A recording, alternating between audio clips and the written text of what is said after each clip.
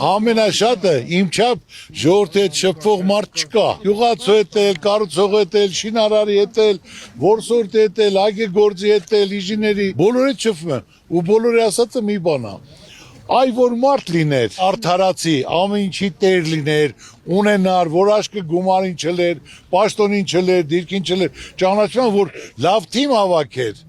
կարգավորը ճիշտ են ասում, այո, մարդը պետք է տեսած լինի, ունևոր լինի, արած լինի, կայացած լինի, ինք իրանով ստեղծած լինի, որ աշխատողի ղադրն էլ հասկանա։ Այսօր ստեղծել ենք, հավաքագրել ենք մարդկանց, առաջարկ Հայաստանին ծրագիր, կապ չունի կուսակցական պատկանելությունը։ Ժորժ ջան, ուզում եք, որ մեր ազգը մեջ կուղղի, որ այս վիճակից դուրս գա,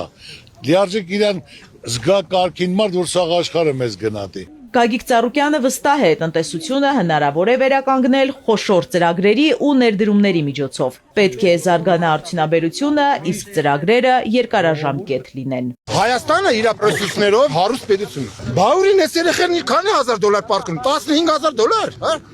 Իրա վրան պարտքում այս երեխեն։ Քաղաքից եկել եք, հասել եք Մարտունի։ Սևանից մինչև Վարդենիս մի 100 կիլոմետր ծանամբար է։ Դու այդքան տեղ կարաս մի հատ գործարան մտնես կամ մի հատ ֆաբրիկա,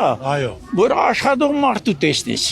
Դադարգություն է։ Առնվազն մի 200,000 երիտասարդ այդ տեսնում ես սրանք անկոտ մարդիկ են սաղում։ Այսօր հիմնական խնդիրը, որ մեր ժողովուրդը ստեղից չգնա, աշխատատեղ ստեղ լինի, պետք է երկու հատ խոշոր ներդրում լինի։ Ինչ որ ունենք մենք, դրա հիման վրա